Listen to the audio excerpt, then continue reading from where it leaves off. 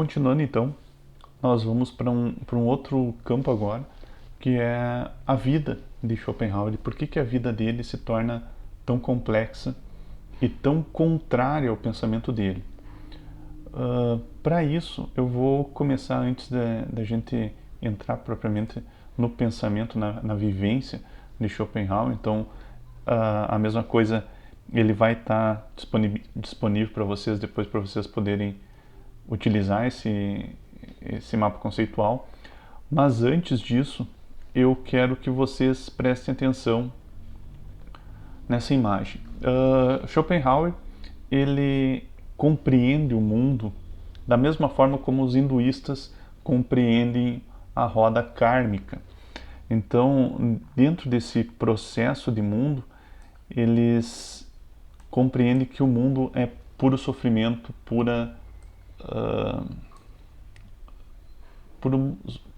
puros momentos de prazer e sofrimento. Então, eles imaginam que o mundo ele é cíclico. Então, algo que começa, então a época, por exemplo, aqui dentro do momento da plantação, da colheita, então do crescimento, depois da pesca e assim por diante. Cada momento é um momento diferente dentro do momento do mundo. E também temos rodas kármicas, mundos que nós reencarnamos constantemente. Então, o paraíso, né, o mundo dos santos, o mundo mortal, daí o mundo da fome e das guerras, algo muito próximo do inferno, mundo das bestas, onde a única coisa é a lei do mais forte, e o mundo da conquista. Então, nós nascemos, reencarnamos.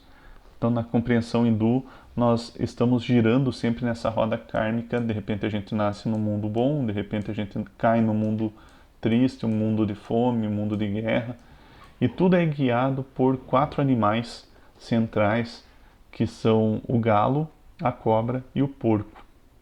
Por que esses animais, eles representariam o quê? Na compreensão do mundo hindu, ele seria o galo, a representação da cobiça. Então, tudo aquilo é um sentimento da cobiça. A cobra representaria o ódio, então tudo aquilo que é o veneno do ódio. E o porco representaria a ignorância. Só que daí temos uma pequena linha aqui que está saindo dessa roda kármica. E essa linha representaria o novo caminho proposto por Buda.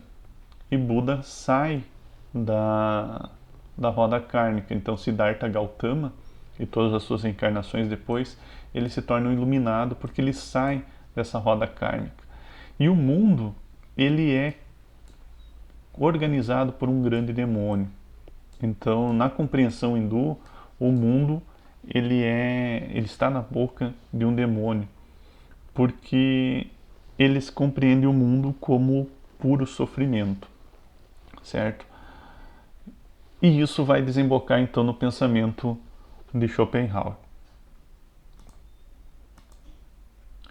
Schopenhauer, então, ele vê o mundo como puro sofrimento e ele compreende que esse sofrimento não tem como fugir. Então, na vida dele, ele nasce numa família rica e cosmopolita. Isso significa que ele nasce no meio de uma família que vive sua vida em cidades, em Dazin, na Polônia. Hoje é tem outro nome, Gdansk. E ele se esperava que ele se tornasse um comerciante, assim como o pai. Só que o pai dele resolve, no final ele estava entrando no início do trabalho, então aí com uns 14, 15 anos, o pai dele pega ele para fazer uma viagem pela Europa, até para saber aonde eles poderiam morar. E quando ele faz isso, ele conhece o mundo, de como o mundo é. Todo mundo dizia que naquele momento era o momento mais sublime do ser humano. Afinal, Napoleão tinha dominado toda a Europa, então as coisas tendiam a ir bem. Só que quando Schopenhauer, o Arthur aqui, percebe que o mundo é pura destruição, afinal Napoleão, quando dominou as outras terras, ele destruiu praticamente todas as outras cidades, ele começa a perceber que o mundo não é tão bom assim. O mundo é puro sofrimento. Então, quando ele faz essa viagem, ele é apresentado às agruras da humanidade, o sofrimento da vida e todas as suas consequências. Só que em 1805, então, depois da morte do pai, alguns dizem que provavelmente o pai dele se suicidou, ele julgou que poderia parar de trabalhar e ir para a universidade, onde estudou filosofia e psicologia. Ele manteve um relacionamento difícil com a mãe, crítica contumaz de seus atos e decisões. Após completar os estudos, Schopenhauer lecionou na Universidade de Berlim. Então, dentro desse momento, ele começa a ser um funcionário da Universidade de Berlim. E quando ele começa a dar aulas, ele cria uma antipatia muito grande por Hegel. Mas por que ele vai criar isso? Porque Hegel compartilha com ele esse idealismo de que existe um mundo a parte do mundo que eu entendo. Então, ele segue esse panorama de que o mundo numênico não pode ser entendido. Isso é chamado de idealismo. Só que Hegel compreende que o mundo sempre progride para algo melhor. Schopenhauer vai dizer, peraí, progride para onde? Eu só vi tristeza, eu só vi sofrimento, eu não vi o mundo progredindo. Quem diz que nós estamos indo para um caminho melhor? Então, na compreensão de Schopenhauer, eu não posso dizer que eu tenho um mundo melhor agora. O mundo é puro sofrimento sempre. Então, é por isso que ele odeia Hegel, porque Hegel ele engana as pessoas dizendo que as coisas podem melhorar. Schopenhauer diz, não vai melhorar. As coisas tendem a ser do jeito que são. Nós temos que levar essa vida com o sofrimento que ela tem. Então ele na universidade, ele começa a ser indicado, principalmente por Friedrich Schiller, a filosofia oriental, e com isso então ele é apresentado a filosofia hindu e principalmente a filosofia budista. Então o budismo aqui trabalha muito forte nesse sentido. Então o Buda, que é o iluminado, Siddhartha Gautama, ele vai dizer o seguinte, é um caminho do meio que leva à paz. Então como é que eu posso sair desse mundo de sofrimento? Eu tenho que seguir o caminho do meio, que leva à paz, e o conhecimento, a iluminação, ao nirvana. O que seria esse caminho? É simplesmente o nobre caminho óctuplo, ou seja, o caminho do mundo, de um mundo correto. O Siddhartha Gautama ele vai dizer o seguinte, todos nós temos que seguir uma visão correta, ou seja, olhar o mundo de maneira correta, uma intenção correta, uma fala correta, uma ação correta, meios de vida correto, esforço correto, atenção correta e concentração correta. Então, o mundo ele tem que seguir essas 8 verdades, aonde eu consigo pensar o mundo de maneira mais correta. Então, qualquer coisa que eu possa fazer, se eu puder colocar isso dentro do que ele chama nobre caminho óctuplo, eu estou fazendo correto, eu estou fazendo certo. Então, eu vou comer um bolo, daí eu tenho que fazer essas 8 perguntas para mim. Esse bolo que eu estou vendo, ele carrega uma visão correta? Ah, não, mas eu sou diabético, não posso comer. Então já tenho que parar ali. Ah, não, mas eu posso comer ele porque ele está muito bonito. Ele tem uma intenção correta, olha, eu comprei esse bolo, então eu quero me alimentar dele. Ele tem uma fala correta. Aqui a gente pensa assim, quando eu estou conversando com alguém, eu tenho uma fala correta com outra pessoa, uma ação correta, um meio de vida correto, isso se aplica mais na ética, na prática. Um treinamento da mente, daí uma concentração correta, uma atenção correta, um esforço correto. Então a minha vida ela tem que seguir a compreensão e compromisso, a ética na prática e o treinamento da mente. Isso é compreendido no entendimento do budismo. Mas o Schopenhauer vai trazer isso para o pensamento dele e ele vai dizer: o mundo então vai ser pura vontade. Então a vontade, essa vontade única, cega e irresistível impulso que permeia todo o universo. Vontade é a força que faz crescer a planta, que dá forma ao cristal, que dirige a agulha imantada para o norte e assim por diante.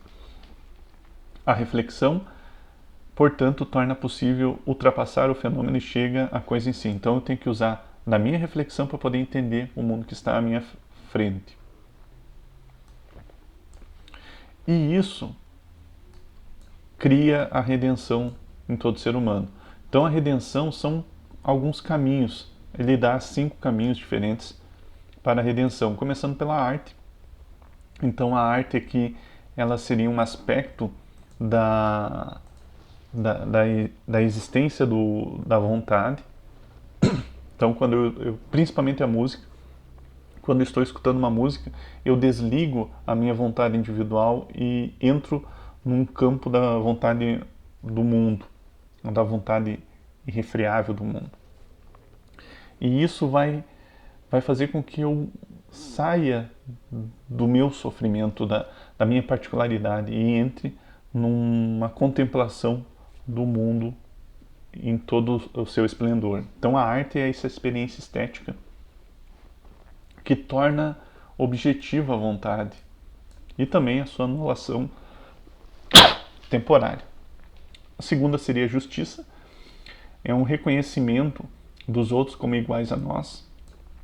O terceiro é a ascese. A ascese é o momento que eu largo o mundo e percebo agora que eu tenho que largar. Qual que é a fonte de todo o sofrimento no mundo? Segundo o pensamento budista, é o desejo. Então eu tenho que largar o desejo e eu tenho que buscar a livre e perfeita castidade, que arranca o homem da vontade de viver. Aqui essa castidade não significa apenas o desejo enquanto ser humano com relação a outro ser humano. Aqui entra, por exemplo, a ideia de castidade, o meu desejo de comer um bolo de chocolate. Então eu tenho que controlar esse desejo e eu tenho que fazer com que esse desejo não... Porque se eu superar, atingir o objeto desejado, então se eu comer um bolo, logo depois disso eu caio num tédio e depois eu vou procurar um novo desejo. Então o desejo é uma máquina que está constantemente se autoalimentando. Mas quando eu atinjo a ascese, então quando eu me livro desse desejo, eu começo a ver o mundo com mais bondade e amor, que é essa compaixão com relação ao outro. Eu começo a entender que o outro também faz parte desse mundo cheio de problemas, cheio de sofrimento, e ele sofre junto comigo. Logo, então, eu tenho compaixão com relação ao outro porque ele é um irmão meu que está sofrendo. E com isso, então, eu atinjo o nolutas. Voluntas aqui, no latim, significa vontade. Noluntas é quando eu entro, então, na negação dessa vontade, é não lição em latim. Então, eu tenho que transformar essa minha força de vontade interior numa não vontade, um contrário de vontade. Eu tenho que praticamente guiar a minha não existência, o que é complicado, né? Então a não existência aqui passa a ser uma coisa, me perdoem a palavra aqui, mas seria eu me negar completamente. Mas não é negar a minha vida, é negar o meu desejo. Então é eu negar que eu tenho desejo e que esse desejo me guia para novos sofrimentos. E aqui vem uma coisa que faz a gente discutir. Porque o Schopenhauer, ele cria todo esse pensamento para escapar da vivência do sofrimento, do mundo da vontade. e ele ele diz que o objetivo principal do ser humano é atingir essa nirvana do budismo, atingir essa não existência.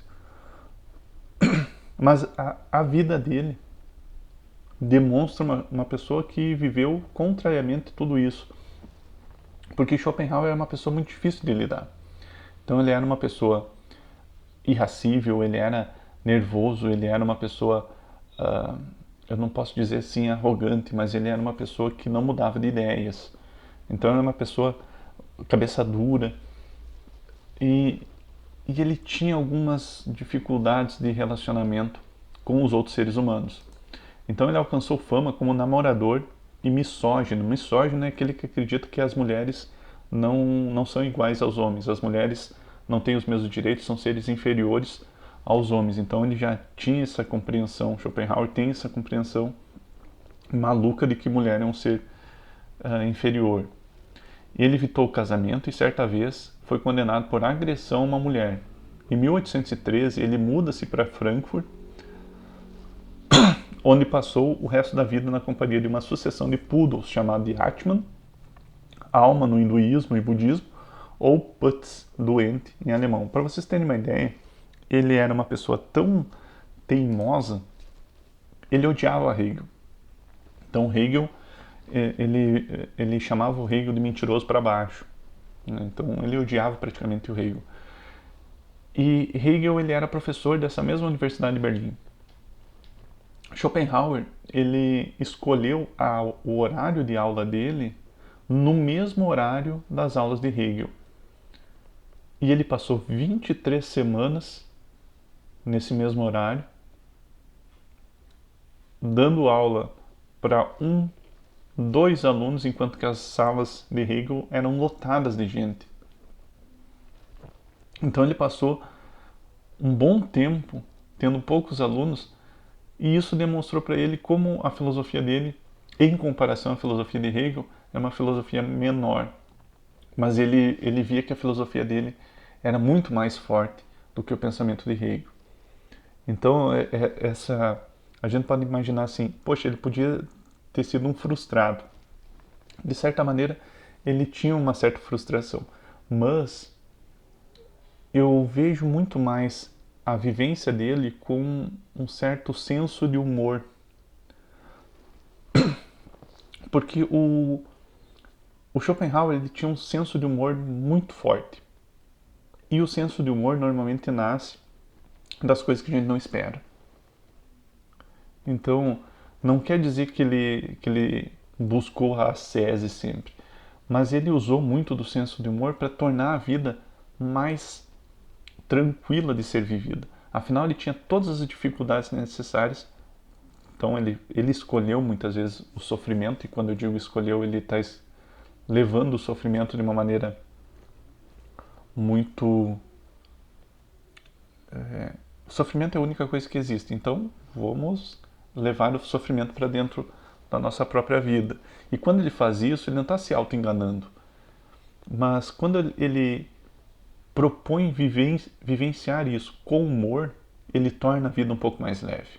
Então o senso de humor aqui é uma coisa necessária do pensamento de Schopenhauer. O Hegel ele é um pensador muito sisudo, enquanto que o Schopenhauer ele escreve um livro de 1000 e poucas páginas, vontade e representação, um calhamaço, e daí ele coloca no prefácio do livro, se você não entender bem esse livro, olha, pelo menos você comprou um bom pé de mesa, ou pelo menos você comprou um bom